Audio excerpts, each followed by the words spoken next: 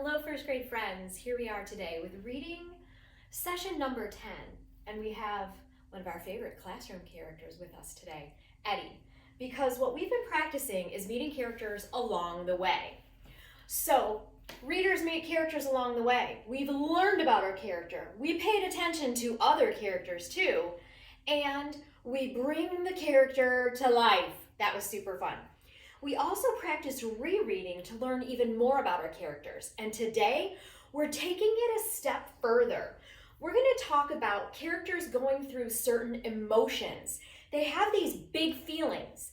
And when they have these big feelings, we read them and we change our voice. Even if I'm reading it in my head, if I know someone is feeling happy, I have kind of a joyful lilt in my mind. But if they're sad, maybe slower and softer and maybe with some angst. Those emotions are what we're going to talk about today. Eddie is going to be sharing a story, and I want you to think about it as she's telling the story. What emotions or big feelings did she experience? And I want you to maybe count across your fingers today of which ones you notice. Was there a time when she was excited, happy, sad, embarrassed, jealous, grateful, angry, disappointed, silly? Here's your chance to listen to a story and notice our character's emotions and how our voice changes to show those big feelings. Hi everybody, I'm going to tell you a story today. So last year my cousin Victor and I were flying out and about. It was a lovely sunny day like today and it was just beautiful. And he said, let's build a nest. So he started over in one tree and I was building in my tree. And as I was headed to the tree, I was flying along happily and then I got clipped in the wing by a branch. I don't normally do that. I must have been distracted and I was so embarrassed because I really kind of hurt my wing. Oh my goodness. But then I got back to task. I started collecting twigs and branches and making my nest. And then Victor called me. He said, Eddie, come look. And I went over to his nest. And not only had he used twigs and branches, but he had a beautiful mud paste that made it all seamlessly stay together and it looked so beautiful. And I was feeling, mine's not as good. And he said, what's wrong, Etty? I'm like, your nest is so good. He said, are you feeling jealous? I was a bit envious, I have to say. But you want to know what he said? Victor said, let me help you, I know how to make the mud. So he helped me. And everything was so wonderful and I was so thankful that he helped me. How lovely. And then later on that year, that summer, Victor, and his mate, Victoria, laid a clutch of eggs. They had like 3 eggs in the nest. And we were so excited for them. It was like, congratulations. It was so lovely. And they were so happy to be welcoming a new member of the family. Well, one day, a raccoon came and tried to attack the nest. Oh, Victor was furious. He was so mad. And I was like, oh my, Victor, what happened? He said, well, I chased after that raccoon, but you know what? Eggs were broken. It was devastating. I cried. And then we noticed, though, that there was one egg still there. Thank goodness. And Victoria sat on it, and do you know what happened? That's right. That egg hatched, and we were so happy to welcome a new eaglet into our family. Oh, friends, I hope you enjoyed my story. And are you noticing all my emotions? Didn't you love Eddie's story? Me too. I noticed that she was happily flying around and then she got embarrassed when she was like flying kind of crazy. Did you notice when she was jealous of Victor's nest? Sometimes when people have success at doing something and we compare ourselves, we get a little bit jealous. But then she was so grateful that he helped, right? Furious is another word for angry. Victor was like, that raccoon, he was furious because he needs to protect his nest. And then he was actually so brave, right, to go after the raccoon. They were so sad that 2 of the eggs were crushed and were not able to hatch, but the one did, and it resumed that happiness in their lives. Sometimes stories go like that, and Eddie's voice changed when she was sharing certain parts of the story, because when emotions change, when our characters' feelings change, we change our voice. Friends, this is what we're working on today. We notice when feelings change, then change your voice. Notice when feelings change, then change your voice. I'm adding that to our anchor chart because we need to notice when characters' feelings change, then change your voice. Hello, friends. So how fun to hear Eddie's story about the nest and those whole range of emotions. Even sometimes her feelings changed, in an instant. I'm going to be on the lookout for that as I'm reading today too. Because one of the things we do as readers is we're going to practice showing the big feelings. So we're going to show those big feelings. And some of the character feelings might include this. Like, feeling great is thrilled, excited, happy, joyful, in love, hopeful, calm, peaceful, content.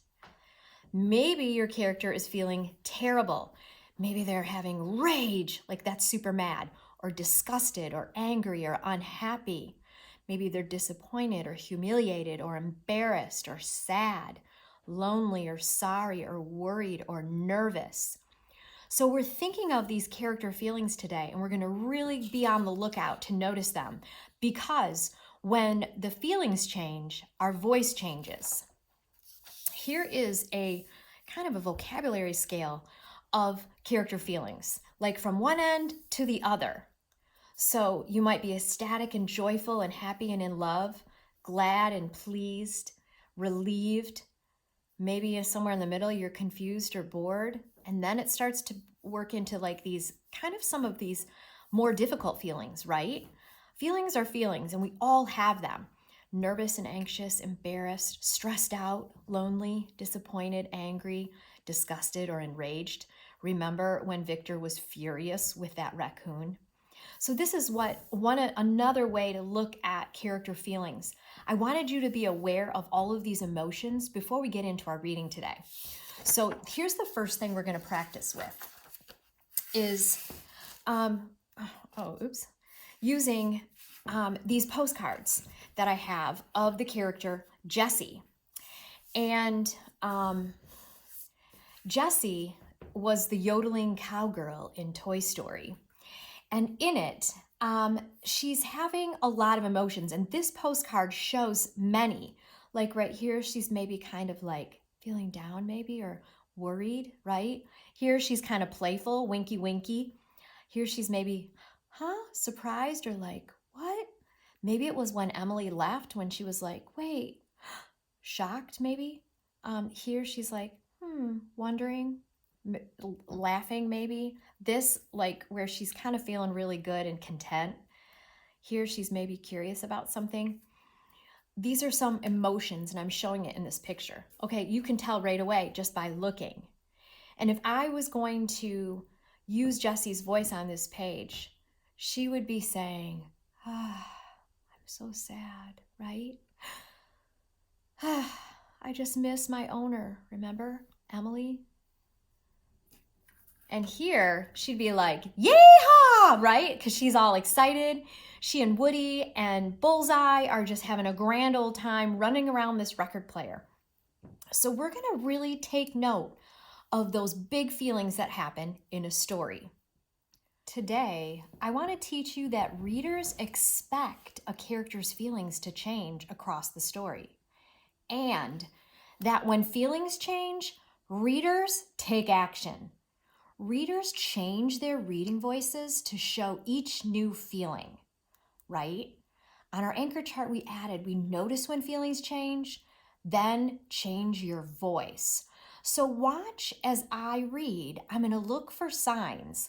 Like, is there something in the picture, like on my character's face or in their body expressing something?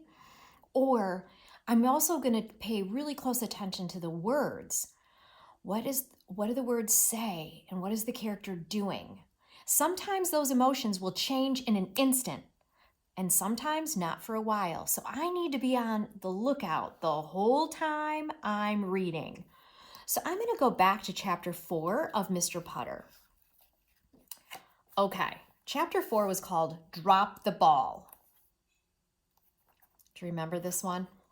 Yeah, I'm going to reread because basically I feel like Mr. Putter was really excited and then he became kind of bored. Watch how my voice changes. Drop the ball. The Yankee Doodle Dandies were very nice. They let Mr. Putter and Mrs. Teaberry play right away. Mr. Putter took the outfield. Mrs. Teaberry took shortstop. The batter came up. Swing and a miss. Swing and a miss. Swing and a miss. Thought Mr. Putter in the outfield.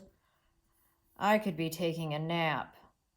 See how I said that kind of with a boring voice? Because he's bored. Another batter came up. Swing and a miss. Swing and a miss. Swing and a ground ball to second. Oh, see? I kind of made my voice sound excited because this is great. Mrs. Teaberry leaped into action. She ran for the ball. She reached for the ball. Then, glomp! Zeke got the ball. He was very proud. He ran around and around in circles. Drop the ball, Zeke! Everyone yelled. Zeke did not drop the ball. The other team scored. Oh dear, said Mrs. Teaberry. Right? I think she's embarrassed and frustrated with her dog. Oh boy, thought Mr. Putter. Right? He's super disappointed. This is not what's supposed to be happening. Tabby purred in the dugout. Baseball was fun, right? Now I said that with joy in my voice because Tabby doesn't seem to mind a bit. Chapter 5, what a day. Watch as I'm still keeping track that when feelings change, I'm going to take action. Another batter came up. Swing and a miss. Swing and a miss.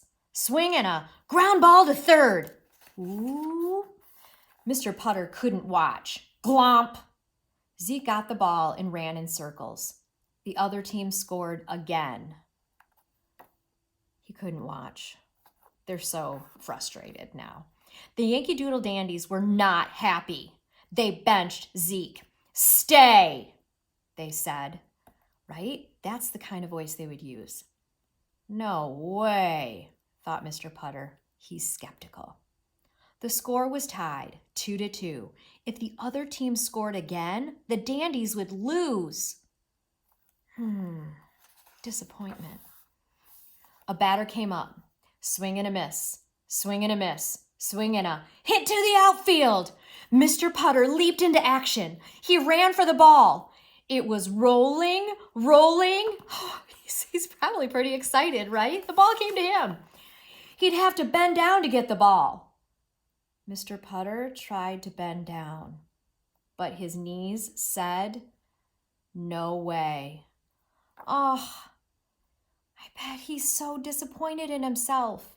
Remember his bad knees? The Dandies were about to lose. But then, right? A little bit of hope in my voice. But then, glomp! Zeke got the ball. Zeke looked at Mr. Putter. Mr. Putter looked at Zeke. Then Zeke jumped. This is so great. He jumped and put the ball right into Mr. Putter's mitt. I'm so happy right now, aren't you? Then Mr. Putter threw that ball to home. And because the batter was 100 years old and hadn't gotten there yet, the Dandies got him out. Hooray! The game ended in a tie. See, this is all just so joyful. The game ended, and the Dandies carried Zeke on their shoulders, and they gave Tabby a ride in the Peanuts box. So much joy all over the place, and I'm using joy in my voice. What a day! Mr. Putter and Tabby and Mrs. Teaberry and Zeke ate 10 free bags of peanuts and drank 3 gallons of water. Then they all found a nice spot in the dugout and took a long nap. Zeke's feet twitched a lot, but he couldn't help it. He was still in the game. Woo!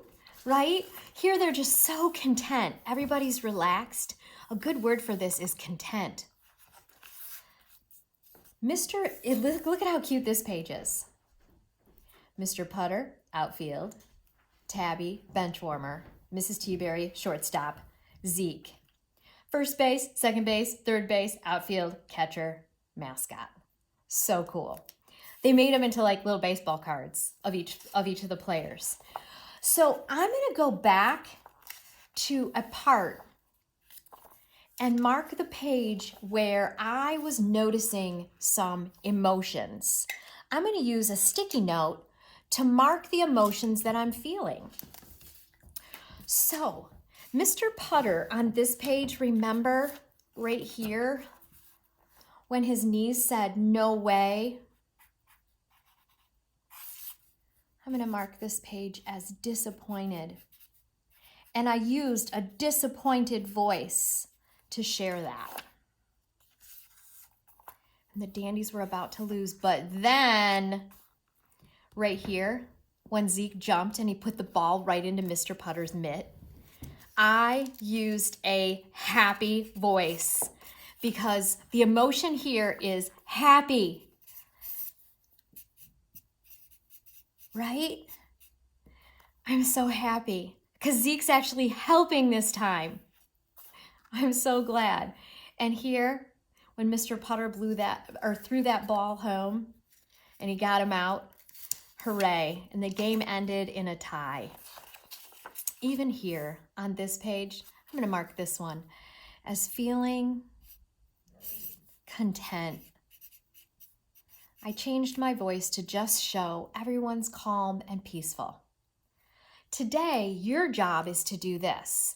I want you to find a page to read to us and use a sticky note to mark what kind of feelings were happening on that page. And I want you to practice reading it and changing your voice to show the feelings. Because today, we know that when readers notice feelings change, we take action. Readers change their voices to show each new feeling.